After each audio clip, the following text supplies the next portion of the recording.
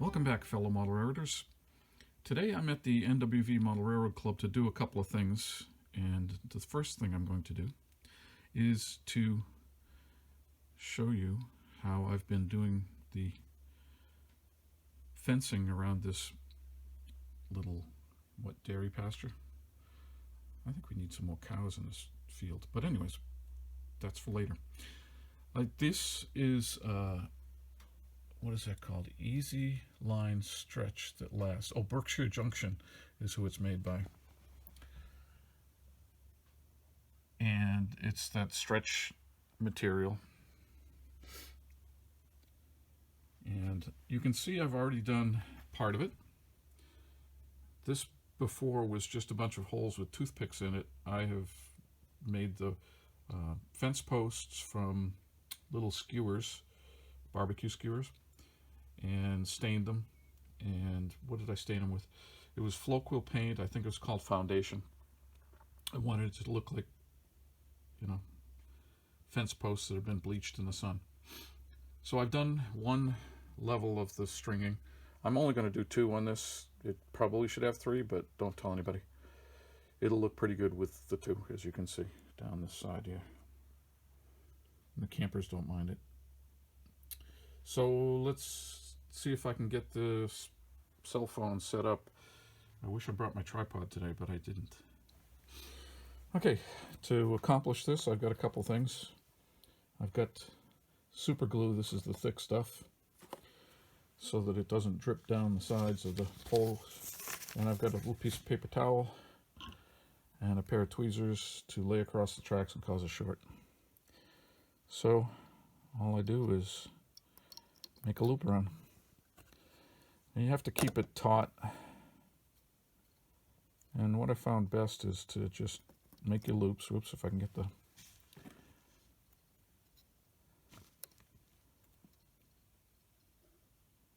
Just make a loop around it. Come on. Okay. And I didn't keep that very taut, did I? There we go. Oh, came loose again. So yeah, try to keep it tight as you go along. And having it exactly right height right now doesn't matter. When I put the glue on, I will adjust the height. Well, look up. Okay. Now if I let the tension go, what will happen is all those loops will come undone. So let me get this out of the way. Come on. There we go. And I'll adjust the height of the, whoops, that one's a little bit high.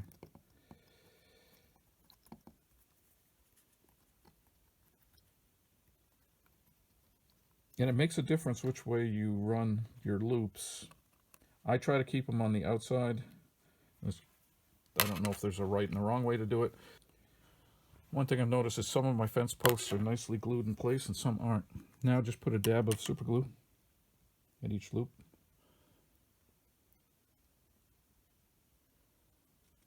Dab. And the reason I have the paper towel here is so that I can use it to absorb any extra drops there. Come on.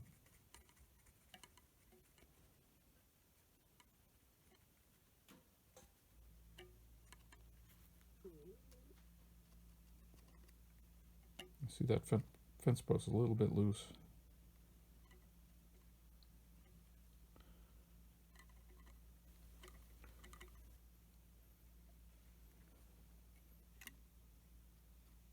I can't see. Did I get glue on that one? Okay. Now in the process of touching it, the cable went down. Okay, so which ones have excess glue? Just use the tip of the paper towel.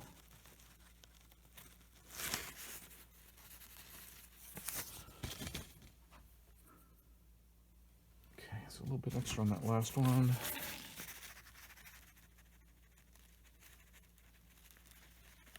Okay. So that's all there is to it. Pretty simple process. I'll bring you back to when I'm done. Or I'll tell you what I'll do is I'll show you how I finish it off over by the barn. Okay, back again, down to the corner, almost to the point where I have to tie it off over by the barn now. One of the things I don't do on the corners is I don't wrap it around the corner post because you can't get it underneath those supports down the bottom anyways. So what I'm going to do, it's not done yet, I'm just going to put a dab of super glue right there to hold it in position in the right height. And you can see coming up here, I'm up to the last post, and then I'm just going to tie it off to the gate like I did with the first level. One thing I noticed doing a few more now, I've finally put on a magnivisor to help me see better, and it's helped a lot. The other thing is that when you're stringing these poles, it's best to run them no more than 4 to 6 at a time, and then glue them, and then wrap 4, 6, and then glue them. That way, if one of them lets go, it releases the tension on all of them, and they all go boink and straighten out. So I'll tie this off now. Okay, all I did in this case was make a half hitch knot. Touched it with the super glue and it stuck. If you look at the bottom row, I only just looped it around. I thought I put like a granny knot in there, but it's just looped around and glued, and it stuck. I just need to trim it. It'll be done. I grabbed 3 pairs of scissors, and maybe one of them will work. Hey, first one. Trim this one back a little bit more.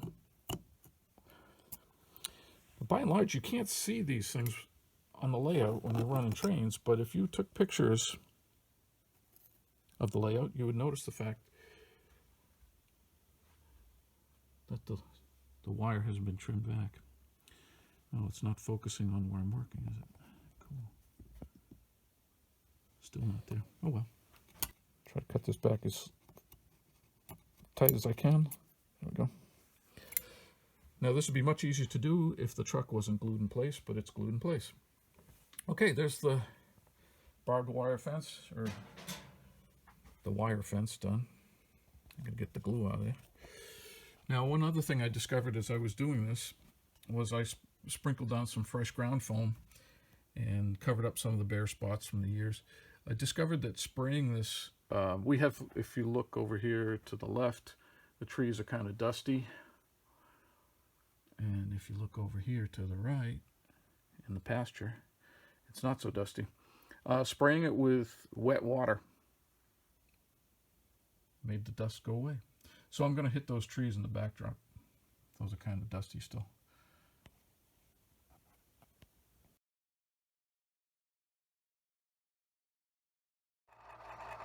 One more thing I wanted to do while I was here today was to take this engine out for a test run.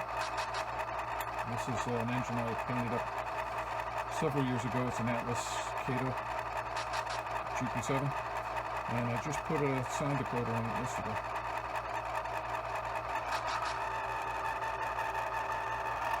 A little buzzing there on the speaker.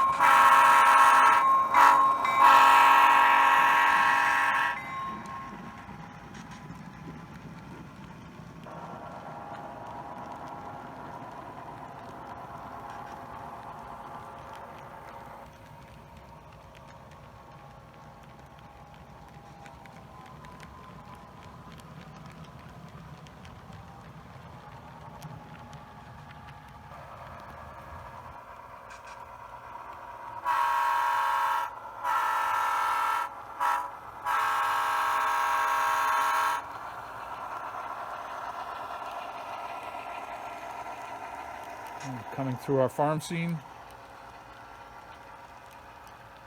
The new fence. So the cows won't get out any longer.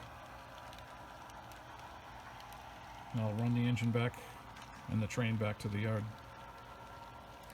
One of the reasons I like to test them out on the club layout is I find that when I'm testing the sounds at home, the volume especially, I tend to make it a little bit too quiet. And so by doing it here in the layout, you find out what it's like in a bigger room with other things in the room.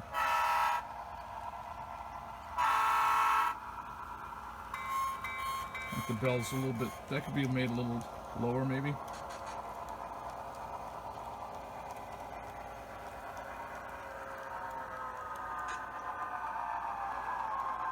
So I gotta get to a place where I can run around my train and head back.